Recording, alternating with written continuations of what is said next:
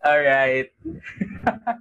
Good afternoon, everyone. Ayan, isang mapagpalang hapon sa ating lahat. At isang maulang hapon. I hope you guys are safe. Ayan.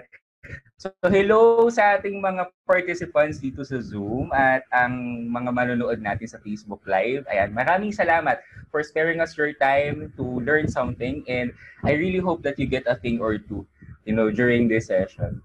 All right.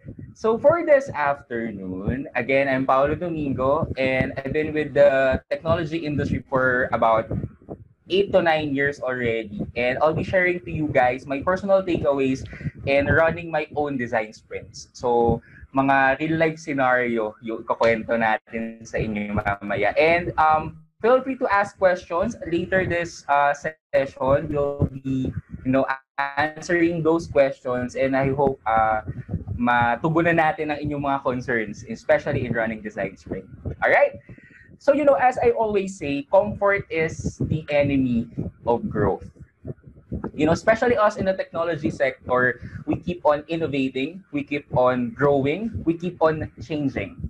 When you get comfortable with the process, with the product, or in your organization, you get stagnant and you don't improve already.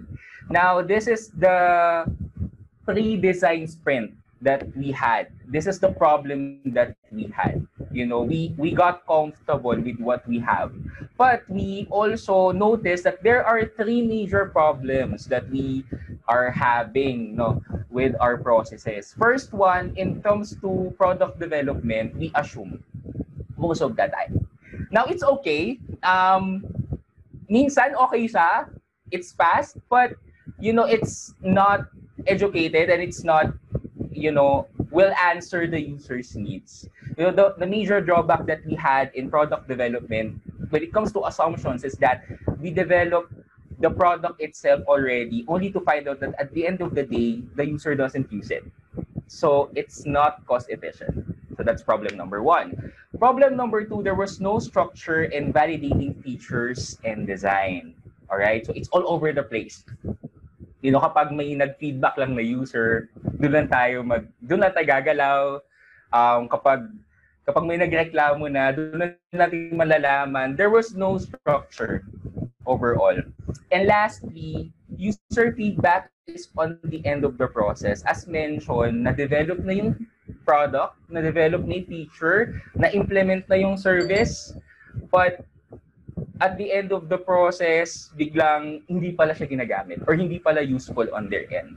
Now, these problems made us explore other options, and made us think, what can we improve on our process? And here comes design sprint. So, just a short background, 2 years ago, I guess, 2018, when I had the workshop with Arthur for the design sprint. And right after the workshop, I was really lucky to have supportive leads to launch this process improvement in our organization. And I'll be sharing to you guys what are the tips and tricks on running your own design sprint after the workshop. Kasi syempre, attending the workshop is one thing, and applying them in real life is another. So tip number one, educate. All right. So after the workshop, I sit with my leads and I talk to them. These will be the process, and I think it's good for us to explore this one. The challenge mainly, especially for those non-design sprint, kumbaga hindi nila alam ang design sprint, will be education. You have to make them aware of the process. This will be vital in ensuring that the sprint will come to a successful result. So you have to make sure that everyone in the team would be on the same page. So we took some time, having a mock design sprint for us to, get a practice and get a hang of the process. And we developed some, kumbaga parang naging mini hackathon nga yung nangyari, using the design sprint.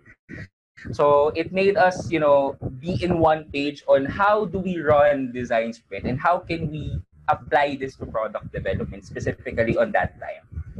All right. step number 2, this is one of the greatest challenges, all right, when you're running design sprint, no, biases. Because as humans, if you have a suggestion, if you have an idea, the tendency of a person is to get in love with that idea. You know what I mean? You get to push that idea so much that you tend to disregard what the users will be thinking and what is the welfare of the users talaga. Now, tip number 2 with this one, because we personally experienced this one when we ran our sprint, because there are people who participate in our mock sprint who were pushy with their idea na, uy, maganda to. Pero we will be tackling later bakit importante na you strip off those biases, and dapat ang thinking natin is really customer-centric. Dapat si users pa rin at the end of the day ang mananalo. Because you are designing not for yourself, but for your users and for your customers. Alright? So as they say, innocent until proven guilty, sabi nga nila sa criminal justice. On our case, it's not working until proven with the users. So always think about that. Okay? Tip number 3, ito, one of the crucial parts then is to plan ahead. Especially if it is an overhead task for everyone, because sa atin sa corporate setup, we all have our daily task na. And the challenge with introducing this new process is to practice it and apply it in the organization, because it will be an additional task. So I need to really convince management and my team to set aside 2 hours per day to just practice this one and have this accomplished for our product development. So just a context lang din, we were developing, when we launched this design sprint in our organization, we are developing a visitor management system. So we're developing a new product offering for our organization. Pero hindi namin alam what will be the features of the MVP or the minimum viable product. So doon namin ginamit si design sprint. So it is challenging to plan for the tools, the materials, the logistics, the people that you have to really convince that this is something that we can explore, and let's see on the output kung magiging productive ba and helpful to our organization. Okay? As mentioned, you have to plan the sprint or else you are planning to fail. Okay? Design sprint proper. We plan on the schedule. What are the tools to use? What will be the prototype that will be used? Sino ang magde-design? Sino ang customer champion natin who will be deciding on the prototypes? So, those nitty-gritty details you have to plan ahead before running your design sprint. Okay? Tip number 4, days. So we had our 3 days already, and we come to a point that we need to test the prototype to the users. All right. The beauty of design sprint is that you'll get a bunch of feedback already on the early onset of ideation phase of a product development or a service improvement, buong product. That's the beauty of it. It's cost efficient kasi hindi pa kayo nagbuo ng sobrang laking product and hindi pa siya talaga nalulaunch, pero you're learning na on your customers. Okay? Tip number 4, choose a well-represented tester. So as mentioned with the law of diminishing returns, so we just choose 8 people but well-represented people. So in the context of visitor management system, we chose 8 different people who would be using the system. So sino ba yung mga buwibisita commonly sa office? Applicants, delivery men, visitors, clients. So we invited those several people to get their honest feedback. And also a tip on testing, it's important that you're not there.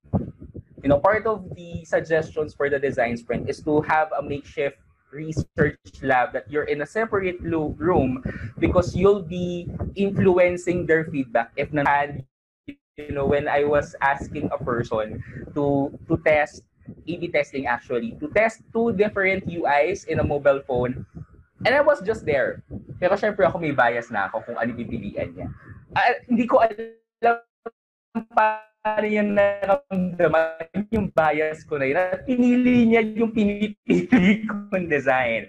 So it is really important that you're not there for you to get that authentic feedback from the users. How do you do that? So on our end, since it's mobile app and a web app, we use Marvel app, so we can, as also shown on the screen, ay nakikita namin yung reaction nila as they navigate through the system. Yung mga small nuances, yung mga small ngiti, small twerk, yung mga those small feedback would really help the team assess kung ano yung prototype, ano yung feedback generally ng users.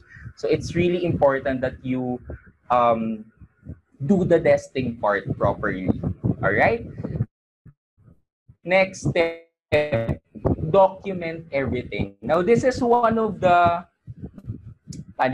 pinakamasayang part ng design sprint because, we use sticky notes, we use papers, the fun part of it is that, we're drawing a lot and we're pasting a lot of art materials in the wall. So dumating na kami sa point na pagalitan nga kami ng so, ang dami nyo namang kalat dito.